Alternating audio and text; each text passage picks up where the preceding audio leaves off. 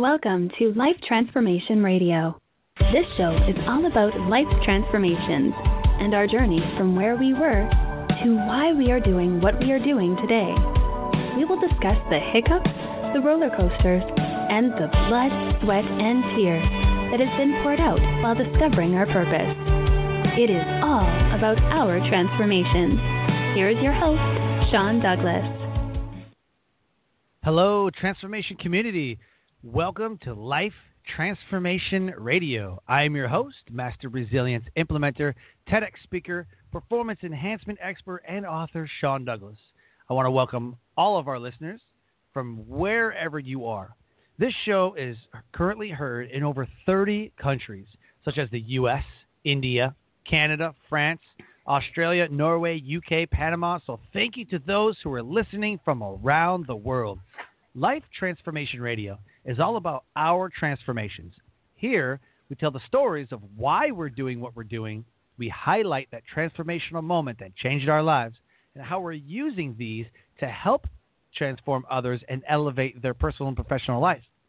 You can listen to us every Wednesday and on the first and third Fridays at 5:30 p.m. Eastern Time. On the show are impactful and amazing guests that are elevating, creating, impacting everyone around them. So I want to welcome all of the listeners because this show is going to be amazing. I've been pumped for this guest, and my guest does exactly that. She empowers and she pumps people up.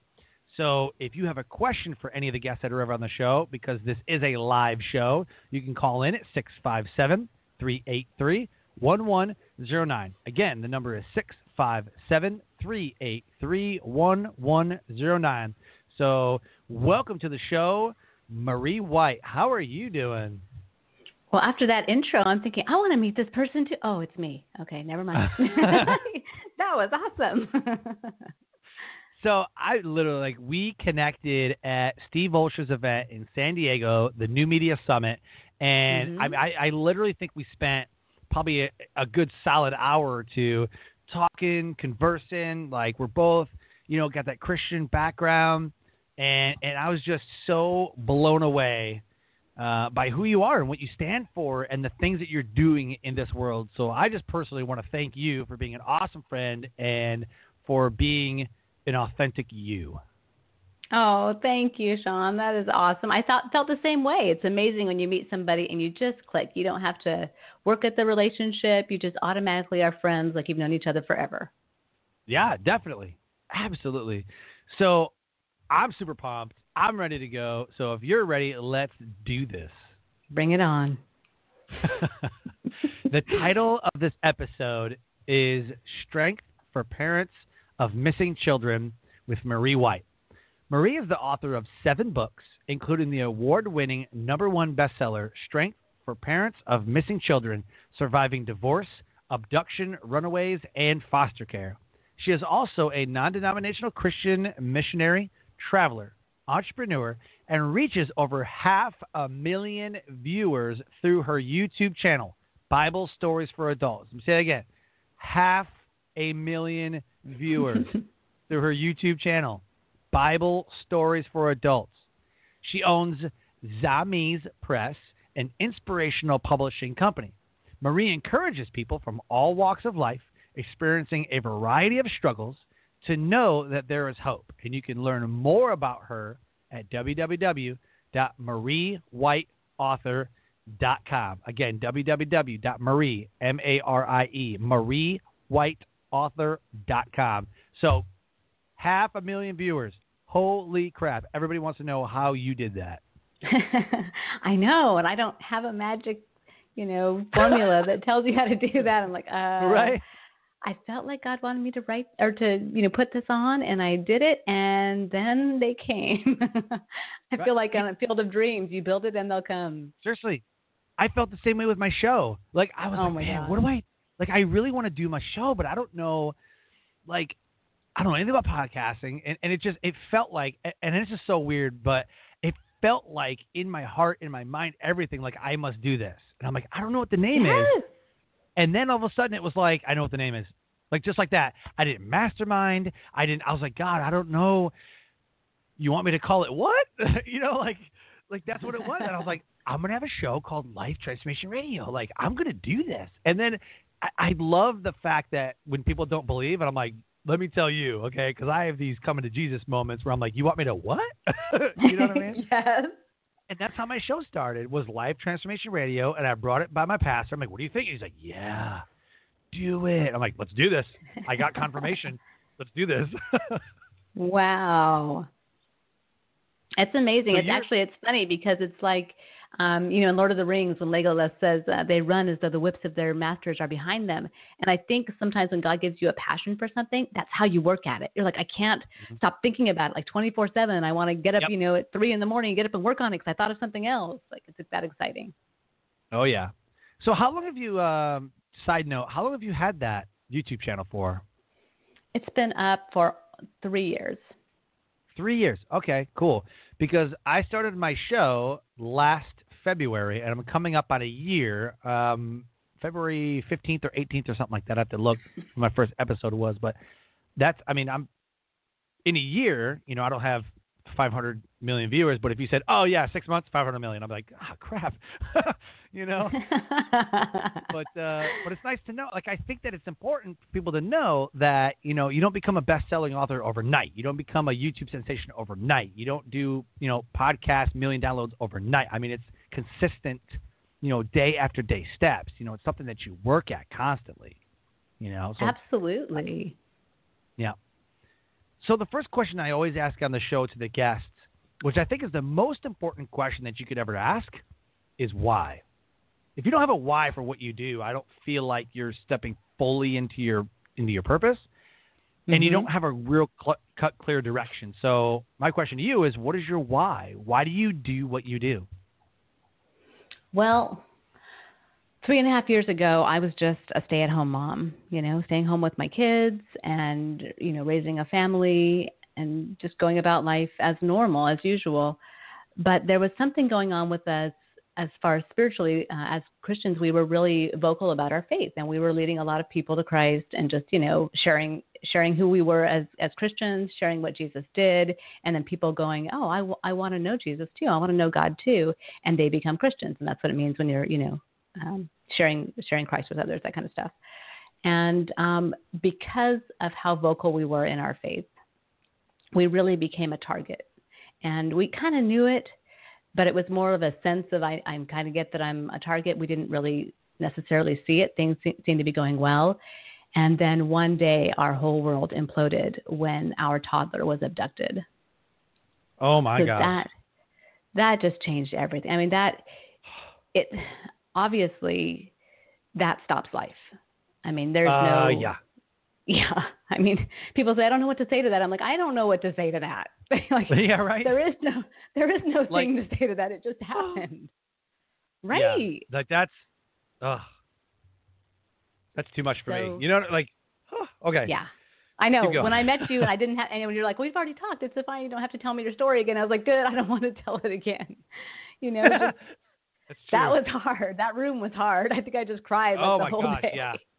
Yeah, and it wears you out, right? So, but I know. I mean, we have a 3-month-old, and she almost died twice during pregnancy, and so. Oh my gosh. I mean, I don't know what's harder. I mean, it's almost like this. I mean, I'm not comparing by all means, but I mean, I don't know what's.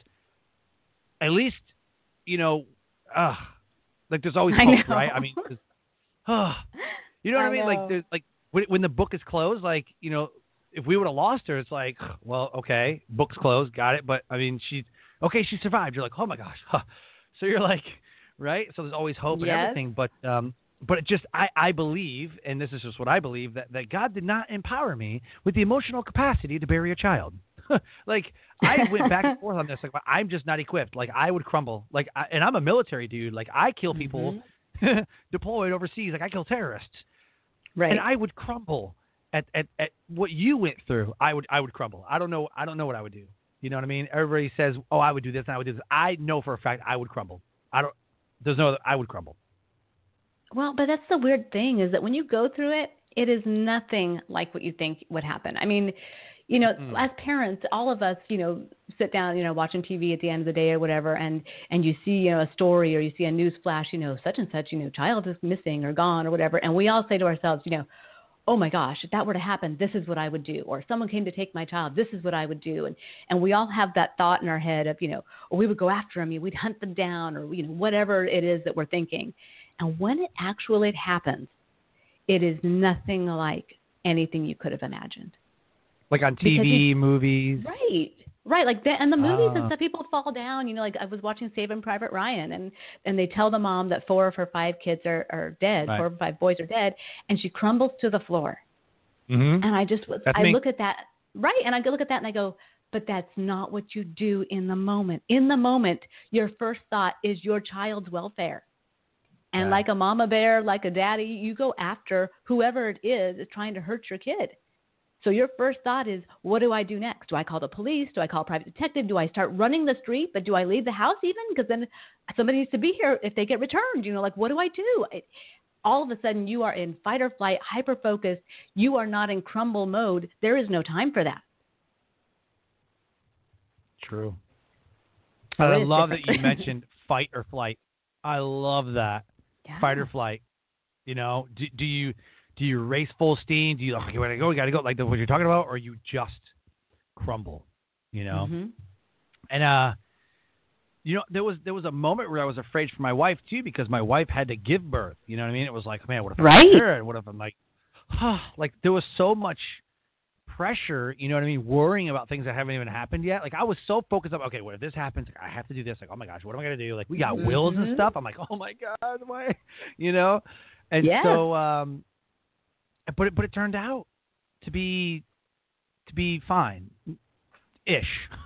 Like we still struggle with things. Like the baby still has things that she has to deal with and stuff. But when we're on the other side, though, we find out like I'm stronger than I thought I was. Yes. Did you feel that way? Oh my gosh, yeah. I mean that's the part that people don't get, and that I just talked about recently on a recent Facebook Live. I was talking about, writing books and how to really push your book to be a bestseller. And part of it, I talked about how in the book that you're talking about, Strength for Parents of Missing Children, I was writing it for parents like us, John Walsh, the guy who started America's Most Wanted, like people who had dealt with an abduction. But as I did the market research, I found this whole other community of people going through almost the exact same thing, only they were victims of an abduction in a divorce. And that changed the broadness of my writing. It went from just people who were dealing with abduction to also people who were dealing with divorce, and whether the kid lived down the street or was taken, into the cartel in another country, they were still not having access to their child ever. And they were being taken to court and false accusations and all that kind of stuff. And one of the things that I see on all the groups that I'm on Facebook, and I'm on a ton of them, and some of them have up to 40,000 members per group. Wow. And one of the things that you see is these parents coming on there saying, it's been 3 months. I can't do this anymore. I'm ready to end my life. Oh, my gosh.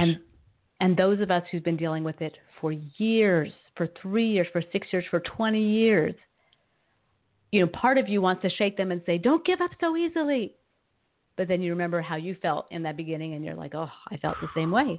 And then other parts of you are like, let's encourage this person, because you never know that tomorrow could be a completely new day and your child could be returned.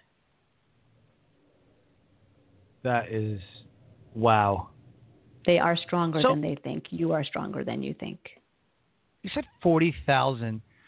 So in all of your research that you've done, and I should have looked this up earlier, and I honestly didn't, is there any type of statistic or number of how many children in America get abducted every year? Over 2 million children in the U.S. Are missing children. Mm-hmm. So it's not. I don't know that it's per year currently? Or just total. So are they missing currently? The 2 million are missing currently?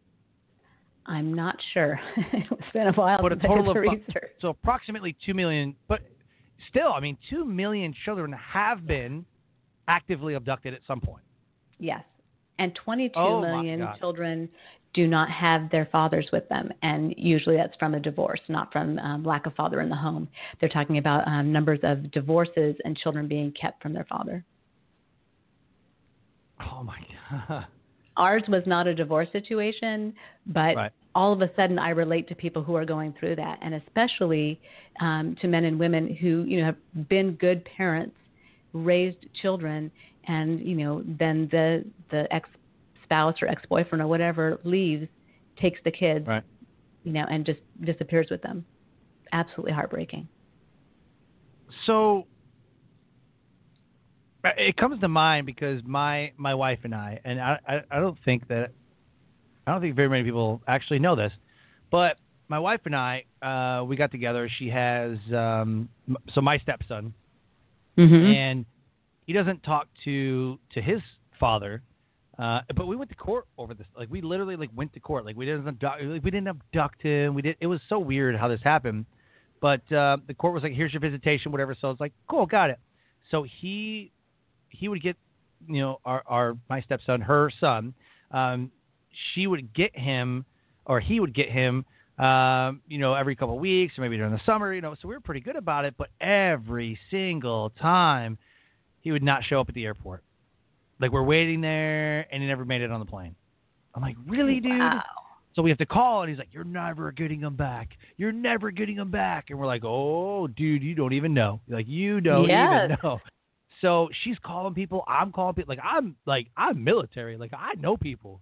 So, I'm calling my military brethren at the base, the closest base that he's got. I'm calling, my first sergeant. I'm calling, colonels and stuff. I'm like, oh, my God, this is, But we have court documents that say that he lives with us. Right? So, her dad had to go get him one time. The mom, we had cops show up at the house. We flew there one time and pulled him out of the house. Like, our son, pulled him out, while we restrained, him, the father or whatever. Like, we've had to pull him. Like, he belongs with us.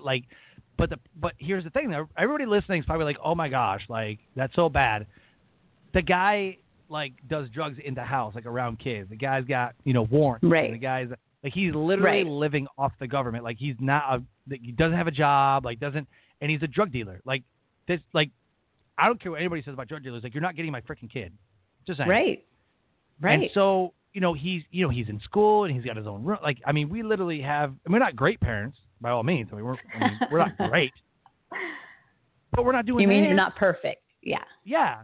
But you're not perfect parents. Nobody is. And so, And so, but I just wanted to say that just for context that, I definitely know what it's like because we've literally been through a sliver of dealing with him going, you abducted him. I'm like, dude, come to North Carolina. You can see him anytime you want. Call him for a birthday. Call him for Christmas. You talk to him anytime you want. We're not where we live. But some people aren't that fortunate. No. And for a lot of them, what the strangest thing is that you guys in your situation obviously had a situation in which you could do that. Most people cannot. There are families where they're being kept, and they're even living in the same town. The kids are being kept from the other parent. Let's just say it's a mom keeping it from the dad, even though that is not always the case by any means. The dad goes to pick up the kids. The mom says, you're never going to see him again. They're not coming out of the house, whatever, all the whole thing you guys were dealing with. The dad cannot break into the house or he will be taken to jail and never see his kids again. Nor does when he called the police, they show up to the door and they say, this is a civil matter, we're not getting involved. And so you no longer have the police being able to help these families. So you've got families going to court and they are fighting for 12 years trying to get their kids back, spending hundreds of thousands of dollars. Yep. And when the kids finally, either they finally run out of money and they can't do it anymore or whatever, when the kids finally decide to go look for this parent that's supposedly abandoned them, they're showing up and the parent's going, let me show you. Feet, 3 and 4 feet high stack of paperwork from the courts of how much I fought for you and how much I wanted to see you and have you come home. And finally they just broke me and the kids are just breaking down crying. I was told you never loved me. I thought you never wanted to be with me. Oh my gosh. Oh my gosh. I know. That's tough. These are the people I get to talk to on a regular basis and just encourage them that there is hope for a brighter future. Definitely. So I think it's safe to say, so the theme of the show is, we talk about the why, and then, we highlight that transformational moment, which I'm pretty sure it's safe to say that transformational moment was the abduction of your child. Good that guess. Set you on the path to what you're doing now. So, yes. So tell us how you got to this moment right now. What was that path laid out? About, excuse me, that nasty flu that's going around still has me. About 3 months after our child was abducted, I just, and the whole time, obviously, every moment of every day, I'm calling out to God. Every moment of every night when you're not sleeping, when you can barely get food past your lips, I'm calling out to God to saying, what's going on, Lord? What do you want us to do with this?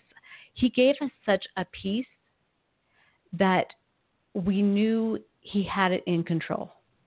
And so it's never been, this is out of your control, or, you don't have it. You're not taking care of us. You're not taking care of our child. There's a why, why, Lord, why did you allow this to happen?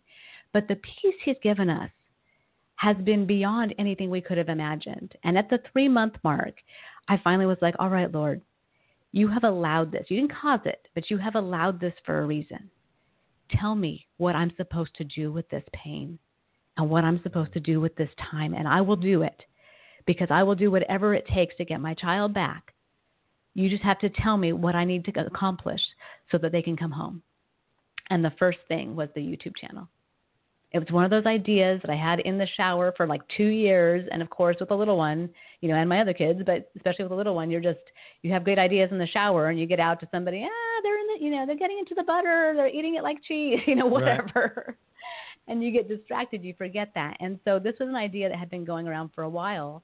And, in that moment when I called out to him, I felt like I was supposed to go ahead and do that. And so I started learning how to use YouTube. I mean, all I knew how to do on YouTube was look up stuff that I wanted to learn, how to start your VCR, I don't know, whatever. And so I had to learn how to use YouTube, how to make videos, how to do lighting, how to make sound, how to, do the sound, how to upload onto YouTube, how to cut and paste and do all these different things. I had to learn all of that. And I did it, as though the whips of my master was behind me, but in a good way of just get it done, get it done, get it done. After that came, all right, Lord, our ministry that we were doing, has been put on hold because we're waiting for our child to come home and we're so busy with that. So what is it you want us to do that still serves you? How could we still minister? And that's when Greg Laurie of Harvest had a podcast I was listening to in the shower because I had to listen to podcasts 24/7 or sermons or books because otherwise my mind would wander and it would wander to the worst. So in order to keep those in mind and to keep, my mind on the right things, I had to listen to podcasts constantly. And one of them I was listening to was him talking about, we need online missionaries. We're having, hundreds of thousands of people come to Christ from all over the world, especially after their crusades. And they need people to disciple them and teach them what it's like to be a Christian. Can you be a missionary online? And so I applied and went through the whole vetting process and, getting references and all kinds of stuff. They do background checks, everything. Passed all of that and became a missionary through global media outreach and started talking with hundreds of people in closed countries like Myanmar and Iran, all over the world, writing in. And when they wrote in and asked questions like, what's it going to cost me if I become a Christian? I knew what it would cost them because I had paid the price. Wow. Oh, my God. Wow. You have that was just so the much first courage two things. and so much strength. Like, I'm just like, because I'm digesting, I'm internalizing, and I'm trying to think of how much strength you'd have to just put one foot in front of the other. And you said 3 months after. So, I mean, I can't even imagine the wreck that you were for the first 3. But after that 3, you're like, okay, like enough is enough. Like you made a decision. Yeah. Like enough is enough, and I need to do something. But it's also because I knew the stories, I knew what God had shown in the Bible. I knew that when Joseph was sold by his brothers, became a slave in Egypt, falsely accused, thrown in prison, and forgotten, all those times he should have been like, what the heck, Lord? You just forgot me. I didn't do anything. And this, he should have been in that mode, but he wasn't. Everything we read about him is, I'm going to do the very best I can in the situation that I'm in because, God, I know you. And at the end of that, he becomes the second in command, the vizier over all of Egypt, saves Egypt and the entire Israelites. Like, okay, Lord, I get it that when things go horribly wrong and hurt so badly, you are still in control and you still have a plan. Mm-hmm. Yep. And all of a sudden, Absolutely. we had to put our money where our mouth was. Yeah. Yeah, because I we're always like, he'll never leave us, never forsake us. Like, I don't know. Because I've been in some dark places. And I'm just like, where are you? Like, I don't see you. I don't feel you. I don't, and my pastor, we get into conversations about it. And he says this every time. Like, somebody will say something to the effect of, well, I don't see him. Like, I don't, whatever. And he always laughs and he's like, you ever notice when you're in the dark places, the first thing you do is call out to God? You've noticed that? I'm like, okay. He's like, you ever notice what happens next? Things start to get easier. Things start to, it doesn't get any worse. Things kind of start to get easier. And all you got to do is ask. Like, shut up. It's not that easy. Yeah. He's like, oh, no, it is. And this is coming from a guy who literally, like, his son was killed from a drug overdose. My pastor's son died of a drug overdose, 36, I think he said he was years old. So, wow. So, I mean, he's like, it gets easier. And that is the perfect moment where you're like, you know what? I've served you. I got an awesome Yes. church. I've served you, and you took my kid. Yep. Like, you would think that the pastor's like, forget you, buddy. Forget you. I'm out. Like, you took something from me. I'm out. But no, still a pastor. It makes you wonder how many things we give up on like that if we had just held in longer and not given up, could have turned out differently. Absolutely. Absolutely. Oh, my gosh. Absolutely. So I have a two-part question that I always ask, and I kind of already know the answers to this, but I'm going to ask it anyway. So what has been the best part about that transformational moment in your life? That's a good question. I should have been prepared for that question. I've heard you say it before. I don't know why. I did not. I think, nobody wants to be put on a pedestal and have people go, oh, I want to do whatever you're doing, because we all know how fallible we are, and that's not a good place to be. Don't put me up on that. But at the same time, I know that I have had an opportunity to share with people in a huge way. 500,000 people on YouTube. Are you kidding me? People within the parental alienation sphere who think that God has abandoned them. And I now get to tell them he's still there. And just like your child's being told that you don't care about them when you know that's not true, you are being lied to by the enemy that God doesn't care about you when he is doing all sorts of things to show you he is still there. That's an opportunity I could never give up. Right. So what has been the worst part about your transformation? Do you really have to ask that question? Yeah, I know, right? I was like, I'm like, the worst part. Well, no, people ask all the time, how can you laugh and joke and smile? And we couldn't for the first year. Sure. Okay, anytime we tried to laugh, we cried. And we just cried a lot for a long time. Christmases, birthdays. Oh, yeah. Yes. Just events, day to day. You reach down to get a piece of paper off the floor, and all of a sudden tears are falling out of your eyes. You didn't even know.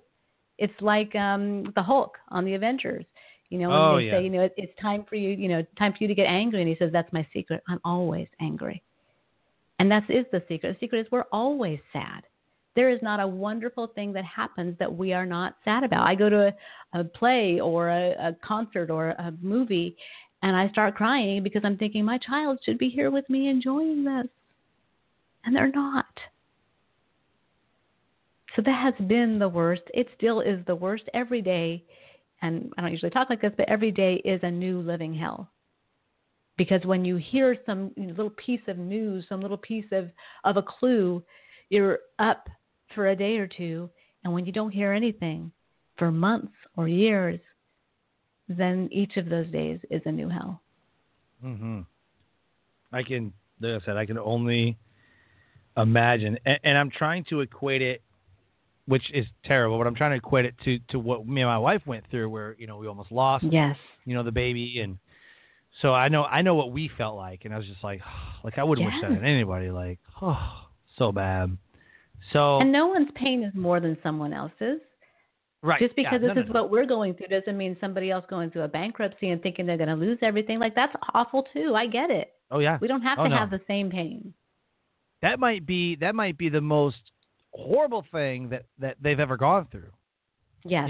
I remember when I was a drill instructor for basic training. I had a female flight, and they were like, "I got a what?" Like, there's two girls. Like, "I got a what?" I was like, "Yeah, you have to make sure your clothes are folded. Like, clean your room, clean your area. Make sure you bed, whatever." She goes, "Our maids do that." I'm like, "Oh my god!" But then, like 3 beds over, there was a 18-year-old single mom, and she's like, "Really, dude? Like, I literally really?" Like, she was just like, "What?" And so she has to. 18-year-old single mom, like, doing it on her own. Like, the baby is with her parents, like, while she's in basic training. Right. 18-year-old single mom. The kids are like a year old. Like, she's a teen mom. And the hardest thing that these two girls ever had to go through was go to basic training and make their own bed. I was like, oh my god. Like, so totally, I get that. Like, my pain. Somebody else is like, dude, that's it. Like, come on. Like, that's it. Right. Like, yeah, but it might be the hardest thing that they're ever had to go through so far. Yeah. So I never trivialize anything that anybody's ever gone through, so absolutely. That's a good point. So I got to ask, who's been your biggest influencers through this whole thing, and like your influencers and supporters? Do you have like we talk about TVs and movies, right? Like, there's always like the neighborhoods rallying around, and there's memorials that get built, and letters from all across the universe get mailed to you, So talk about that. Like, do you have any influencers, supporters? What has that been like? Well, it's been amazing. What we saw, what was just we couldn't even believe this was happening, was that our church, we were already, plugged into our church and had friends there, but our church became even stronger than our family at that point, because they were in the same town. Our families are in different state, our extended family and stuff. And they became our complete support system. And it wasn't like, we're here for you or whatever. It's like they brought meals, and we're not, we're just non-denominational Christians, just regular people. Like, they brought meals. They came to our house, and we would have like prayer time. Sometimes I would set them up. Sometimes they would. Our Bible study grew exponentially. Like, everything went into hyper mode. Like, the whole church became alive. Like, we would walk around downtown of the city and pray over, all these different places. And we would go to each other's houses and get together and just pray for hours, and just things that we would never have done before. We would think of, but we had no catalyst to do it. And just amazing relationships that came out of that. And then everybody got hit hard. Spiritual attack is real. And we almost lost one person. And oh my heavens, just the things that happened. But because we had all become so enmeshed in each other's lives at that point, it just was incredible. That's amazing. So all of them, I can't even name them by name, because there'd be like a million people. Like, it would be like a couple hundred people that just came around us. Perfect. So were there any specific resources that, because I think that after that happened, I'm pretty sure I'd be Googling, I'd be Googling some things. I'd be, right, like calling police stations, trying to get like hotlines set up. Like, because, Mothers Against Drunk Driving was started because her daughter was killed by a drunk driver. And then she found a support group that other parents went through the same thing. Yes. And sometimes, and I really hate to say this, but it's so true, that out of tragedy births a passion and purpose for people's lives. It does. I'm sorry, but that's the truth. Like, out of the tragedy births a passion and purpose. It absolutely does. A diamond is created by being under pressure, right? That's right. A diamond is created by going thousands of degrees in the heat. Yes. That's how diamonds are created. So with that said, how have you taken the pain that you've had, and how have you twisted that to help others and transform others? Well, I think just what you said, there was no resource for us. There was nothing. Okay, we went online. We spent hours and hours until our eyes were dry as could be online, all hours of the day and night, researching, doing all the stuff, the same stuff that every parent living through it does, the same stuff that every parent going through a divorce does. I mean, you spend a ton of time online, but the problem was there was nothing for us. There was nothing, there was no guidebook telling us this is how you breathe for the next 5 minutes. This is how you get food past your lips when all you want to do is vomit because your nerves and your stomach are in a knot, like a football player before a game. This is how you can continue eating so that you can continue living. This is how you continue being with your family. Like all of that was not covered anywhere. And that's why I really felt like God wanted me to write Strength for Parents of Missing Children, because it was like, okay, there was no guidebook for us. There will be a guidebook for others.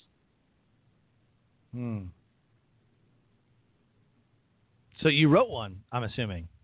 Yeah, I did. So that's what Strength for Parents of Missing Children is. Yeah, and that was actually book number 5, I think. I think that was my 5th book. My first book was a book, 10-Day Bible Study, and then that actually got translated into modern Greek because missionaries in Greek needed evangelical resources. So it got translated, it got sent over there, and people in Greece are using it.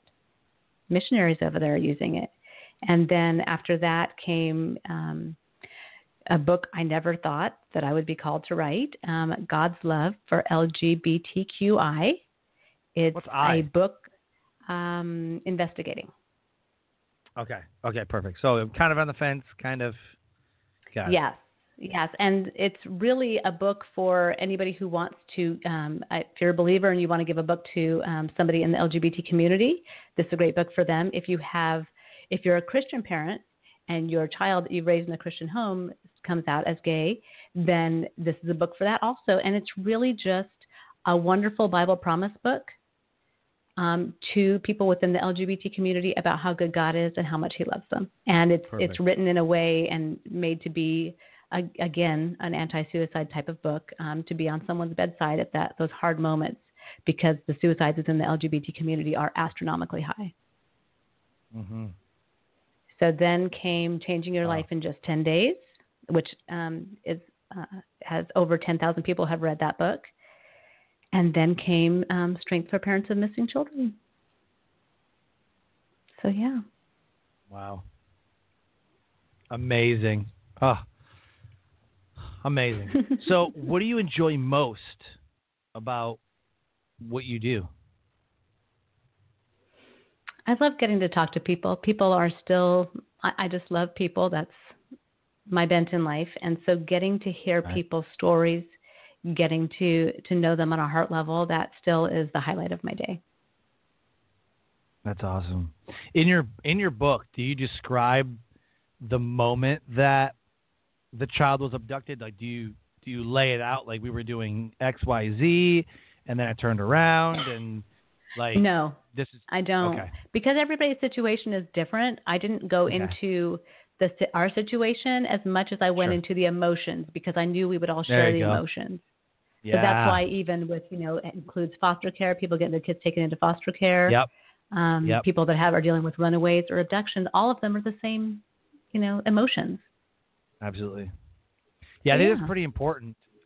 Because I wrote a book and I was like, well, I feel like I have a book in me, and God was like, you need to write a book, and and gave me the words, and like I was thinking like 10 years ago, like, why am I thinking about this? Like, this is really dumb. But I journal, so I literally wrote my book by my journal. I was like, I have these weird, like, why am I thinking about this? This is so stupid, And so I wrote it down, and then, every couple of days it was something, and then I'd wake up at like 3 o'clock in the morning, and I'm like, what is that? Like, I'm like sweating and almost crying, and I'm like, why am I thinking? And I'm writing things down, and then about a month later, I had enough for a book, and I just kind of organized it. And I believe that was him. Wow. But it was about my story of suicide and alcoholism and domestic violence as a youth, and all the things that I went through. And it was about my story, but I find it interesting that yours isn't about your story so much as you found a need, resources, and you fulfilled that need through your writing, because you've already been writing. And I find that that's not a coincidence. I don't think that's a coincidence.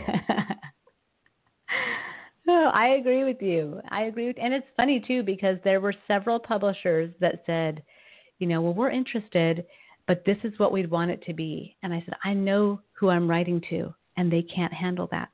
They can't handle a cover with, a kid screaming and his arms outstretched, and the parents' arms in the distance or whatever. Like you can't put that in my home when I'm going through a trigger. it. Right, exactly. It's exactly what it is. I was like, nope, that will trigger things in them. You cannot do that. So it was like it was so specific that by the time the publisher that came to me and asked to publish the book came, they were on board with my mission and said, this is, we want to support you in what you're doing. You tell us what you want. So that was amazing because it's a different, you can tell your story and you can tell it, you can give your lessons through your story. Whereas mine, I knew my audience couldn't handle my story because they were living it. They needed the guide. Perfect. Wow. I'm just so like in your story, like I'm just like blown away because this is literally the first contact. You are the first person I know that has ever been faced with a child abduction. I've never met anyone. You see the Amber Alerts on your phone. You see the, TVs like, oh, this person with this and this car was last seen and, whatever. But like literally you're the first person I've ever met that said, yep, my child was taken, like abducted. Like I know people that's like, yeah, my kids got taken from me. The wife's got them, whatever. Or the, husband has them, whatever. Oh yeah, they're in foster care because, I was a single mom and or dad or, whatever. But like to be taken, just, yeah, you're the first person. So, and I appreciate your vulnerability and your authenticity in this because I'm sure that this is tough. Every time you have to, because people want to hear about it, right? People are like, no way. Like people want to hear about it. And I'm sure that you get worn out by talking about it. Well, it's funny. The first couple of times that I started going to conferences and really kind of getting the word out about it about a year and a half ago. And the first conference I went to, when I got home, I think I cried for 3 days. I mean, it was like, wow, that really takes a lot out of you telling your story over and over again because you have to compartmentalize it. You have to go, yes, this is awful, and I just want to curl up in a ball and cry about it, but I can't do that. So in order to get the other things done in my life that I feel like God wants me to do and the things I have to do for the rest of my family, I have to put that aside and come back to it later. And when you go to something and you have to tell it over and over again, it is hard. Yeah. But there are life-changing events for everyone. Some people end up dead. Some people end up homeless. Others, you know what they do? They change the world. Absolutely.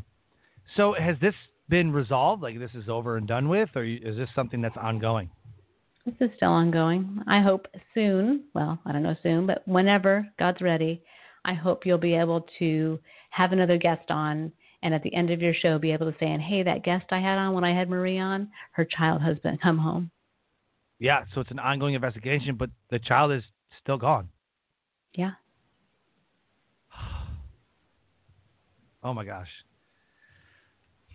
I'm sorry, that's tough.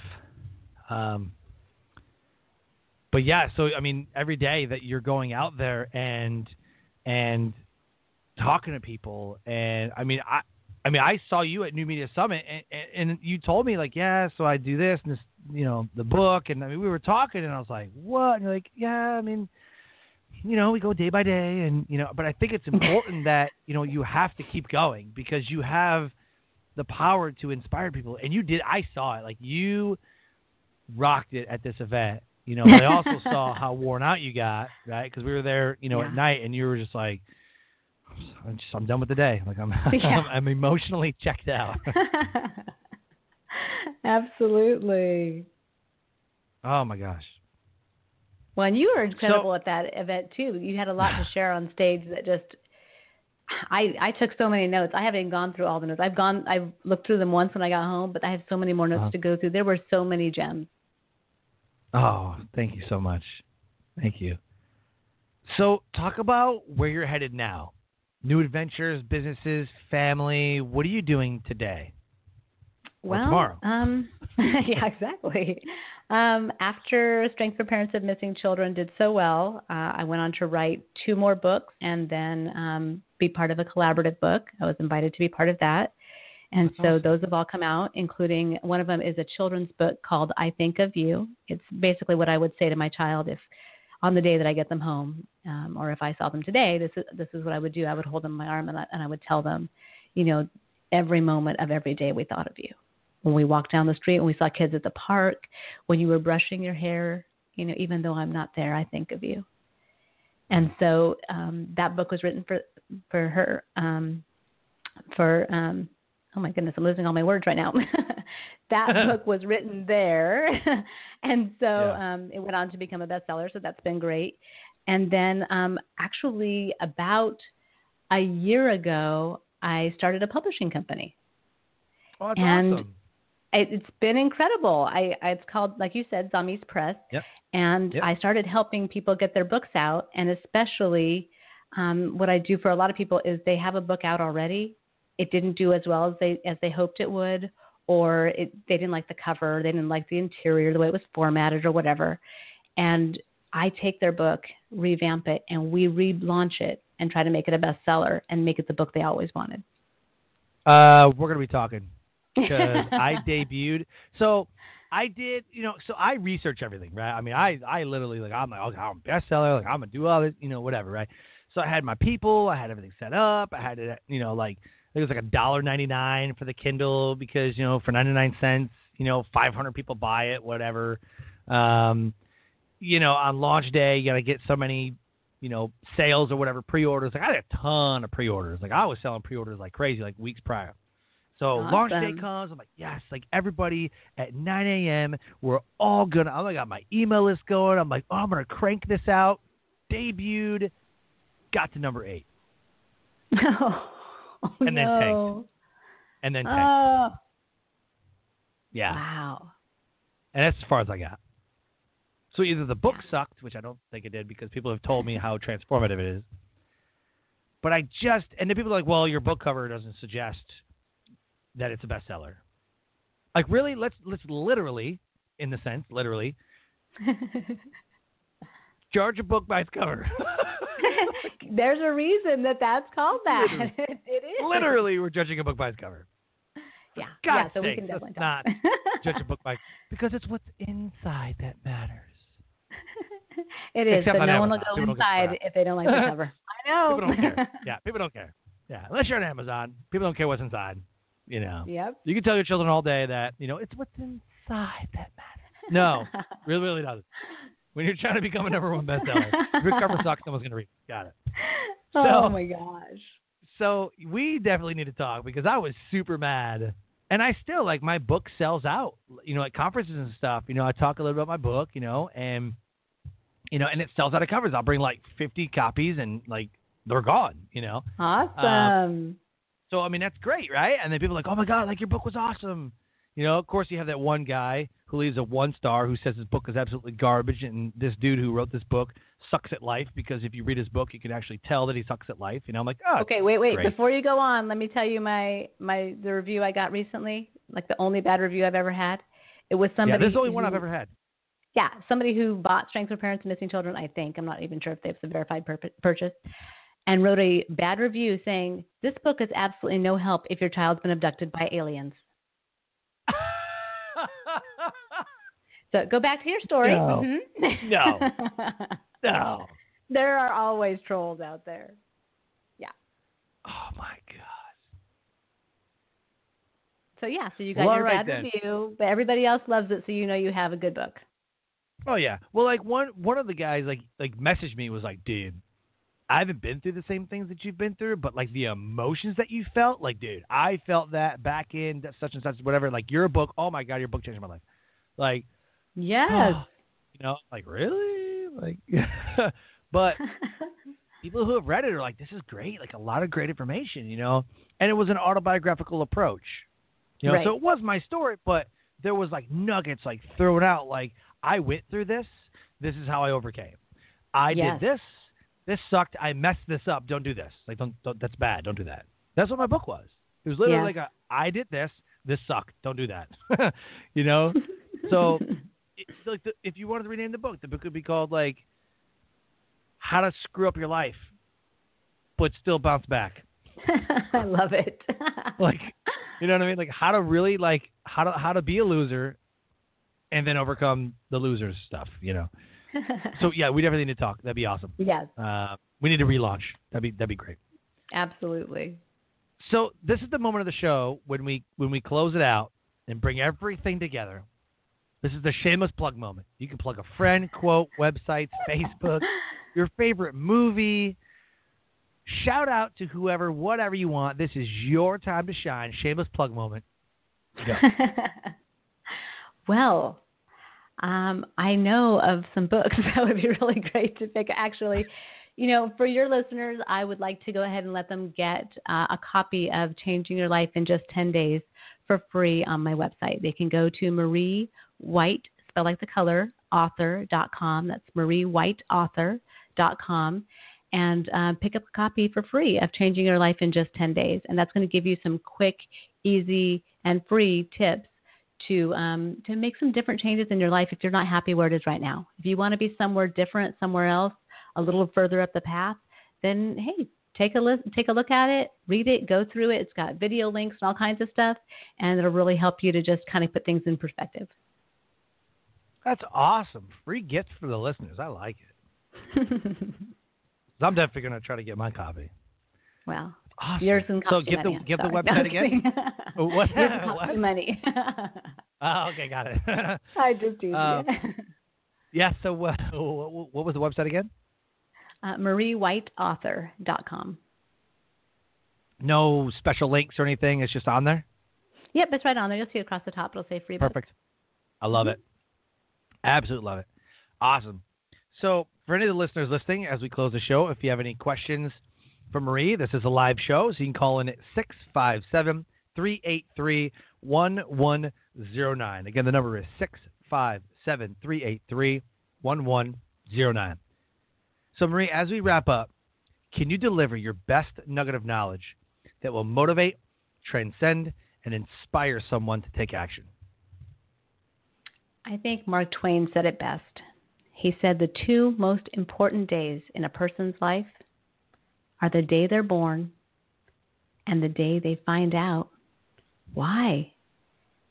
You need to go find out why you exist, why you're here, why God made you the way you are, and what special gifts you have that you could be sharing with the world to change it. You are incredibly wonderfully made. Go find it. Oh, it's beautiful. That's my affirmation. I am intentionally and wonderfully made. Like every day, I am intentionally and wonderfully made. I was created for impact, created for change.